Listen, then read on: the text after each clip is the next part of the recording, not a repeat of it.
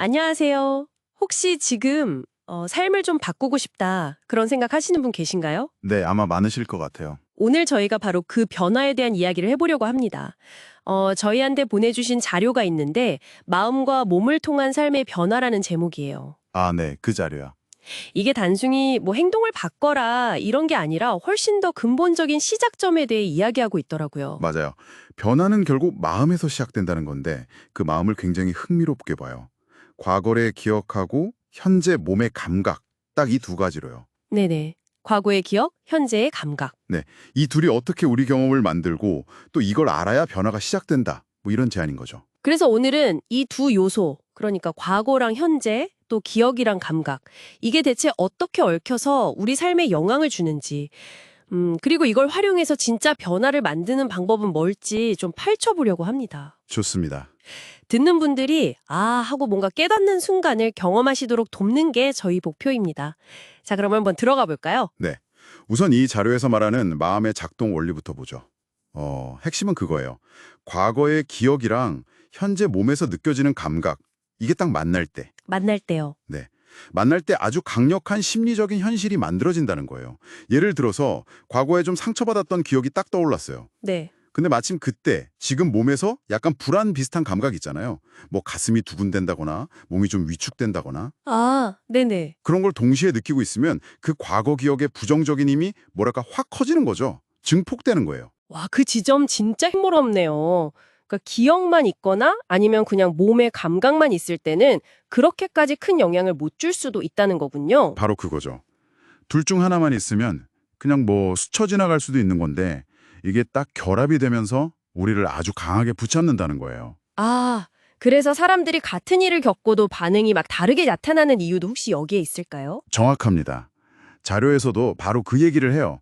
사람마다 현재 몸 감각에 대한 민감도가 다르기 때문이라고요. 민감도요? 왜? 어떤 사람은 몸의 진짜 작은 변화도 금방 알아차리는데 또 어떤 사람은 상대적으로 좀 둔감할 수도 있고요. 근데 이게 뭐 좋고 나쁘다 이런 건 아니에요. 그냥 차이가 있다는 거죠. 그렇군요. 그럼 이런 마음의 작동 방식을 이해했다면 이제 진짜 변화를 위해서 뭘 해야 할까요? 자료에서 두 가지를 딱 제시하던데요. 네, 맞아요. 아주 구체적인 실천 방법 두 가지죠. 첫 번째가 과거를 사랑으로 바라보기.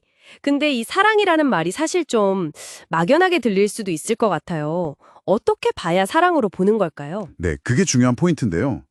여기서 말하는 사랑이 무조건 다 괜찮아, 잘했어, 뭐 이렇게 미화하라는 뜻은 아니에요.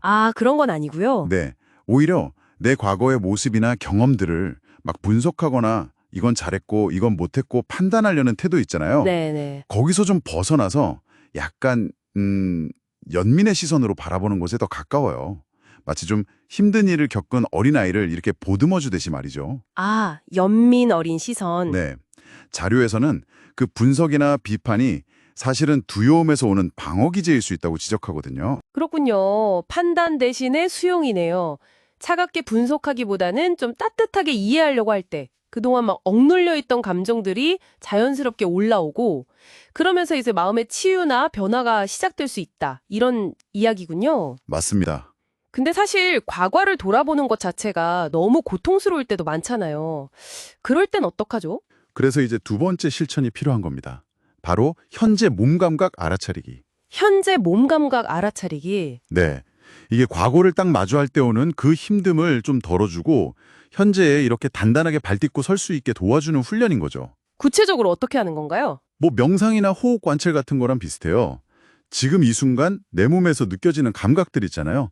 덥다, 춥다, 아니면 뭐 화가 날 때 어깨가 막 긴장된다거나 얼굴에 열이 오른다거나 네네. 그런 것들요. 그런 것들을 그냥 아무 판단 없이 지금 덥구나, 어깨가 긴장했네.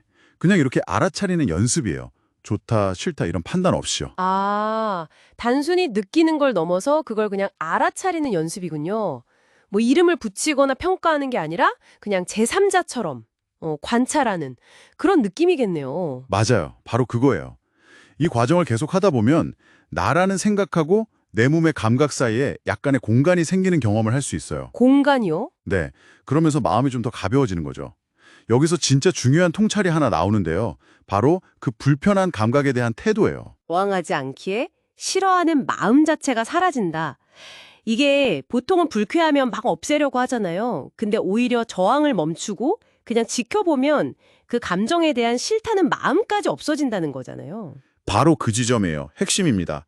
사실 감각 자체는 그냥 중립적인 신호일 뿐인데 우리가 이걸 싫어 하고 막 밀어내고 저항하면서 고통이 훨씬 커지는 경우가 많거든요. 네, 그렇죠. 근데 그 저항을 딱 멈추면 감각은 그냥 왔다가 사라질 뿐이에요.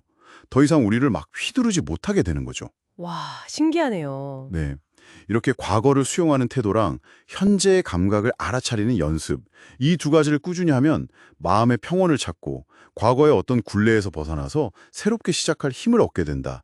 이게 이 자료의 이야기입니다. 결국 변화라는 게 먼 미래의 목표가 아니라 과거를 받아들이고 현재 내 몸과 마음을 알아차리는 바로 지금 이 순간에 이미 시작될 수 있다는 거네요. 정확합니다. 오늘 저희가 마음과 몸의 연결을 통해서 삶의 변화를 이루는 아주 구체적인 두 가지 열쇠를 살펴봤습니다. 과거에 대한 좀 따뜻한 수용, 그리고 현재 감각에 대한 저항 없는 알아차림. 네. 이 두 가지는 특별한 도구나 장소가 필요한 게 아니잖아요. 당신이 그냥 일상 속에서 바로 한번 시도해 볼 수 있는 방법들이에요. 맞아요. 이걸 통해서 과거의 영향에서 좀 벗어나고 현재를 온전히 살아가고 또 미래를 새롭게 열어갈 힘을 우리 안에서 발견할 수 있다는 거죠. 네, 그렇습니다. 자, 오늘 이야기를 이제 마무리하면서요. 당신에게 질문 하나를 던져보고 싶습니다. 아까 그 문장처럼 싫어하는 감각에 저항하지 않으면 싫어하는 마음 자체가 사라진다면 지금 당신이 가장 저항하고 있는 몸의 감각 혹은 어쩌면 마음의 느낌은 무엇인가요?